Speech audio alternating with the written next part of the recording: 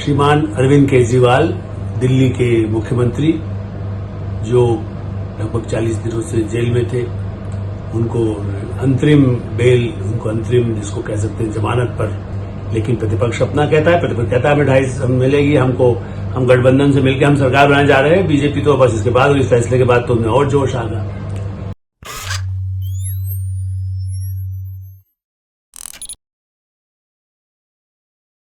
नमस्कार, मैं हूं आलोक मेहता।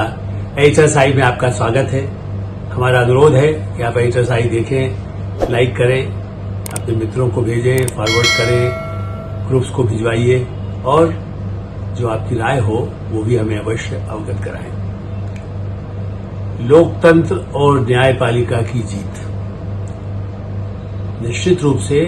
सुप्रीम कोर्ट ने एक असाधारण, जो उनके पास एक अधिकार संविधान में 142 के तहत अधिकार है कि सुप्रीम कोर्ट जो भी कानून के प्रावधान है उससे पर भी जब भी कोई फैसला ऐसे बहुत ही बड़े आपात संकट या बहुत बड़े कोई अकाल, भूकंप, प्राकृतिक विपदा जिसको कह सकते हैं ऐसा, या कोई ऐसा सरकार के लिए कोई बहुत बड़ा गंभीर संकट पैदा हो, तब वो फैसला करने का जो अधिकार 142 में है, ऐसा लगता है कि इस बार सुप्रीम कोर्ट ने उसका भी उपयोग किया। श्रीमान अरविंद केजरीवाल दिल्ली के मुख्यमंत्री जो लगभग 40 दिनों से जेल में थे, उनको अंतरिम बेल, उनको अंतरिम जिसको कह सकते हैं जमानत पर रिहा करने का आदेश दे दिया। ये दुनिया में और इस रिहाई का अरविंद केजरीवाल और आम आदमी पार्टी को जो लाभ दिल्ली या पंजाब या देश के अन्य हिस्सों में जहां भी उनके उम्मीदवार खड़े होते हैं, गोवा में या महाराष्ट्र में या बिहार में या गुजरात में, मध्य प्रदेश में, उत्तर प्रदेश में तो नहीं, क्योंकि वहां तो समझौता दूसरी पार्टियों का ज्यादा है, लेकिन फिर भी वो तो जहां चाहे वो करे। लेकिन इससे एक और गठबंधन को भी एक तरह से उत्साह, उन्होंने ममता बनर्जी या कांग्रेस के लोग उसका स्वागत ही करेंगे। लेकिन क्या ये उनके लिए भी चुनौती नहीं होगी? क्योंकि अरविंद केजरीवाल को चाहे अंतरिम राहत मिली है, वो केस तो अभी चलेगा, क्योंकि उनको एक पहले तो कहा यही गया है सुप्रीम कोर्ट ने कि 1 जून के बाद उन्हें सरेंडर करना है, उसके बाद वो फिर से अपील कर सकते हैं, वो अलग बात है। चार्जशीट भी अभी दाखिल होना है निचली कोर्ट में, ऊपर कोर्ट में। लेकिन हाँ, एक बार फिर चर्चा में होगा कि वो युद्ध की तरह से संघर्ष करके जाति जो उनके आरोप रहे हैं, भारतीय जनता पार्टी की सरकार, ईडी, सीबीआई एजेंसियां, वो एक मुद्दा लेकर के मैदान में आए हैं। इसलिए वो भी जैसे 2019 के चुनाव में कुछ मीडिया या उनकी पार्टी के लोग कहते थे हाँ वो प्रधानमंत्री बन सकते हैं, तो पंजाब में जहां कांग्रेस और आम आदमी पार्टी एक दूसरे के विरुद्ध खड़ी है, सबसे पहले चुनौती तो अरविंद केजरीवाल वहीं पर देके कांग्रेस को बर्बाद करने के लिए। सारे उनके उम्मीदवार जीते और कांग्रेस वहां एक भी सीट न लाए, न भारतीय जनता पार्टी लाए, न अकाली दल लाए, न कांग्रेस लाए, कोई भी न ला सके। उनका तो क्योंकि पार्टी के अध्यक्ष उसी रूप में वो आए हैं, पार्टी के प्रमुख हैं, वहां तो संयोजक का पद है, वहां अध्यक्ष का पद नहीं होता। आम आदमी पार्टी का अपना संविधान है और वही सब कुछ है। तो राहुल गांधी पंजाब में साफ प्रधानमंत्री पद के दावेदार में कांग्रेस पार्टी जो राहुल को पेश करती रही है अपने कार्यकर्ताओं के बीच में, बाकी तो कहते हैं कि सब चुनाव के बाद तय होगा। भारतीय जनता पार्टी और प्रधानमंत्री नरेंद्र मोदी तो घोषित रूप से है कि वो आ रहे हैं, दुनिया उनको मान रही है कि वही वापस जीत के आ रहे हैं। 400 पार नारा लगाए न लगाए, लेकिन एक माहौल उन्होंने अपने पक्ष में, या उनके कार्यकर्ता, उनके समर्थक देश विदेश में सम्मान के चलते वो जीत रहे हैं। तो वहां तो प्रधानमंत्री वो फिर से बनेंगे, ये तो है ही सम्मान के। इसका सर्वे वगैरह भी कई इस तरह के आए हैं। लेकिन प्रतिपक्ष अपना कहता है, प्रतिपक्ष कहता है हमें 2.5 मिलेगी हमको, हम गठबंधन से मिलकर हम सरकार बनाने जा रहे हैं। बीजेपी तो बस इसके बाद और इस फैसले के बाद तो उनमें और जोश आ गया। तो मेरा सबसे बड़ा सवाल यही है कि जो मुद्दे राहुल प्रियंका बनाते हैं, केजरीवाल के एकदम केंद्र बिंदु में आने से उनको कितना घाटा राजनीतिक रूप से होगा। प्रत्यक्ष रूप से तो वो मोदी के खिलाफ और सरकार के खिलाफ, ईडी सीबीआई के खिलाफ, उनके खिलाफ भी कई केसेस चल रहे हैं। वो खुद भी जमानत पर हैं, राहुल गांधी, सोनिया गांधी जी भी हिराल केस में, और पार्टी के कई नेता हैं उधर, चाहे बिहार में हो, चाहे महाराष्ट्र में हो, चाहे दूसरे राज्यों में हो, तेलंगाना में। अब कविता, उनका भी फैसला आना है, वही कहेंगे कि चुनाव प्रचार के लिए छूट अदालत ने सुप्रीम कोर्ट ने उपयोग किया कि चुनाव प्रचार का अधिकार है, चूंकि पार्टी के प्रमुख हैं ये और मुख्यमंत्री पद उन्होंने छोड़ा नहीं था, वो भी एक नया इतिहास बनाया ही है। हेमंत सोरेन जो चीफ मिनिस्टर से बेचारों ने छोड़ तो दिया, लेकिन वो भी तो झारखंड मुक्ति मोर्चा के वही सबसे बड़े नेता हैं। उन्होंने त्याग किया है कि वो जेल चले गए, लेकिन जेल में रह करके पार्टी के नेता तो उनको आज भी उनका नाम लेकर के ही करते हैं। उनकी पत्नी सभाओं में जाती है या उनकी पार्टी के मुख्यमंत्री जाते हैं, तो वो भी उनको भी तो छोड़ना होगा। क्या ऐसे और भी कई लोग। यही भारत के महाधिवक्ता ने बाकायदा सुप्रीम कोर्ट से निवेदन किया था कि यदि आप एक को छोड़ने का देंगे, अब ये देखना है कि ये सिर्फ इन्हीं के केस के लिए सुप्रीम कोर्ट कह रही हमने तो ये इनके साथ हमने विशेष किया, तो ये भी एक मिसाल बनेगा कि क्या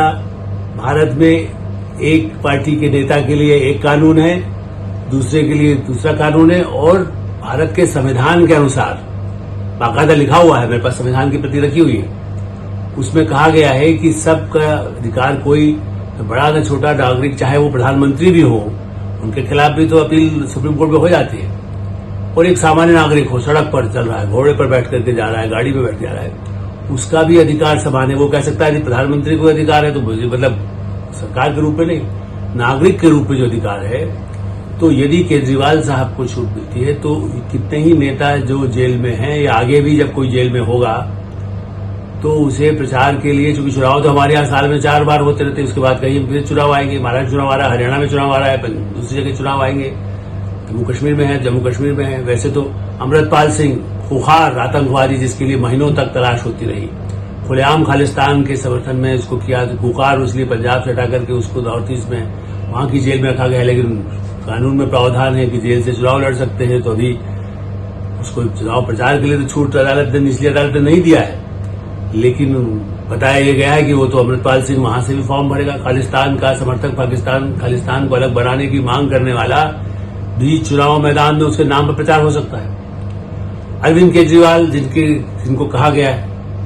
वो अखिलेश यादव, तेजस्वी यादव के लिए चुनौती बनेगी, क्योंकि वो तो स्टार कैंपेनर हो गए, वो सब जहां जाएंगे वो लोग उनको पूछेंगे, कहेंगे वो कौन जिस जेल होकर के आया है। वो तो अपने आप को भगत सिंह का उसका फॉलोअर कहते ही रहे हैं, और कहीं दस्तखत करना नहीं है उनको,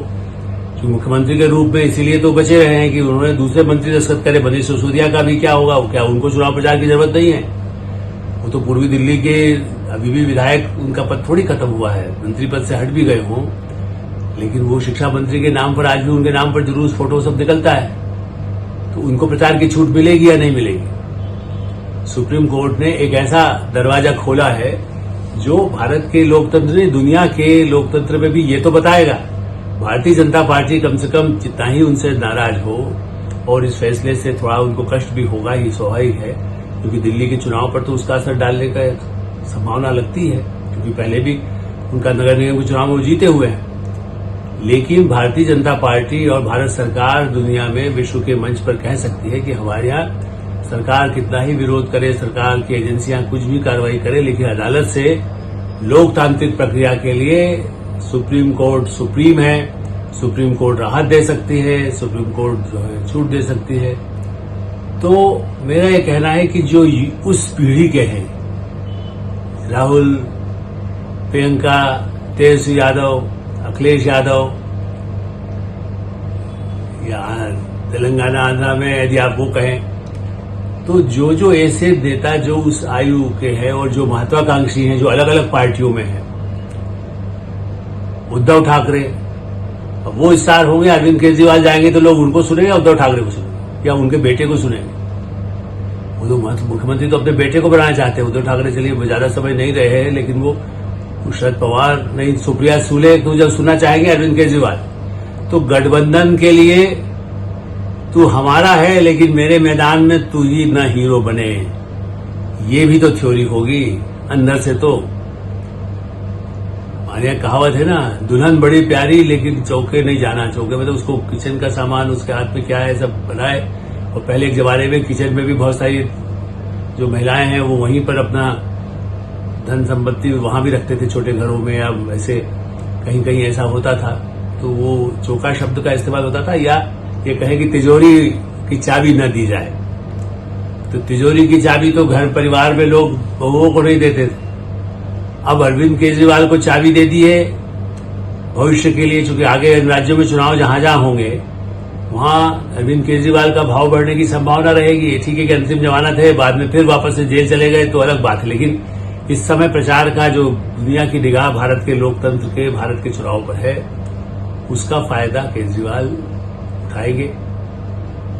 भारत का न्यायपालिका का हम भी बार बार इस पर कल भी चर्चा की तो कहा है कि न्यायपालिका से ही हम सम्मान करते हैं जब इतना आरोप लगाया जाता है। सबसे अच्छी बात यह है कि जो बार बार यही राहुल गांधी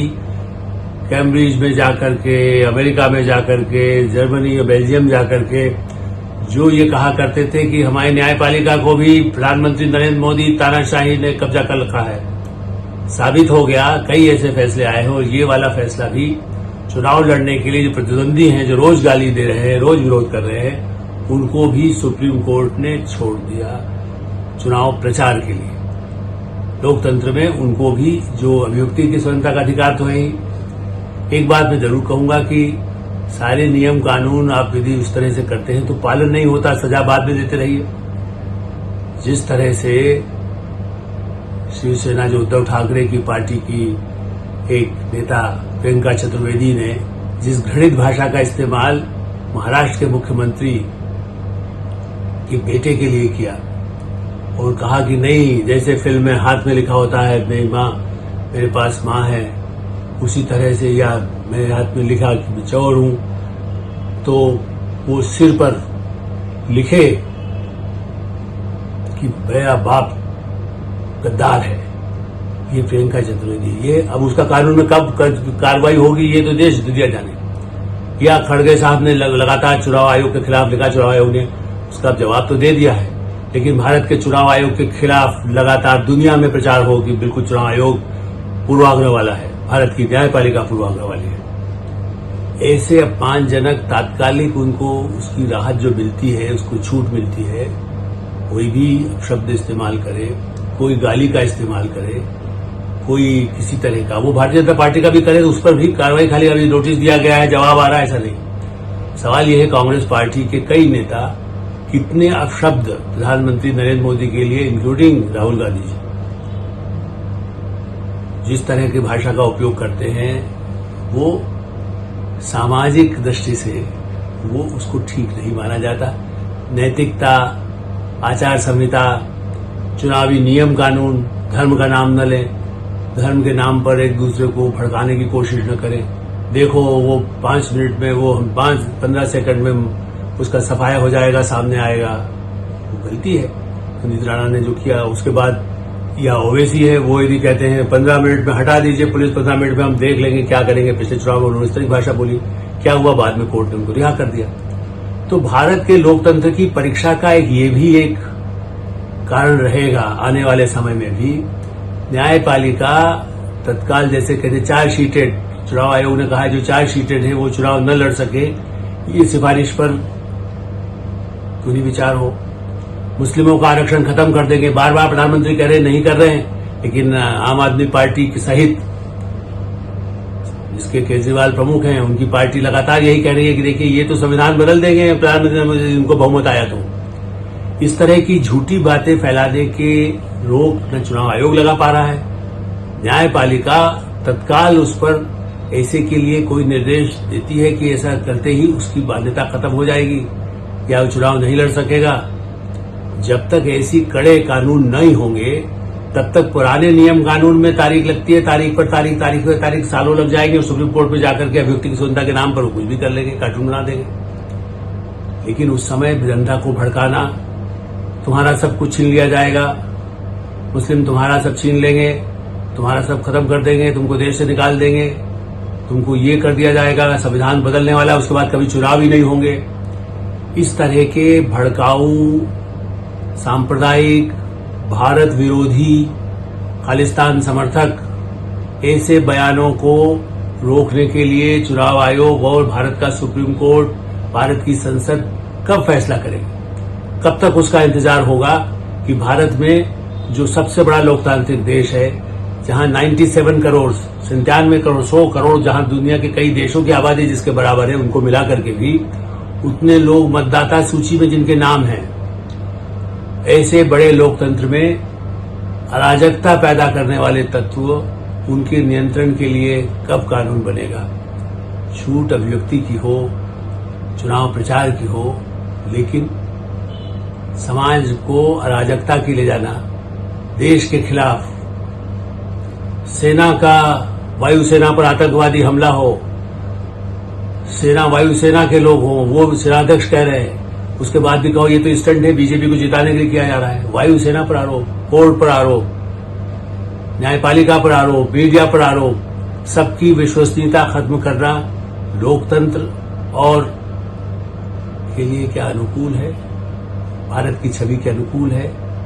भारत के विरोध में है या नहीं, ये फैसला सुप्रीम कोर्ट को करना होगा, संसद को करना होगा, चुनाव आयोग जहां करे उसे करना होगा। एटरसाइड हम यही विराम देते हैं। आप एटरसाइड देखें, लाइक करें, फॉरवर्ड करें, मित्रों को भेजें, और जो आपको अच्छा लगे, सहमत हो या असहमत हो,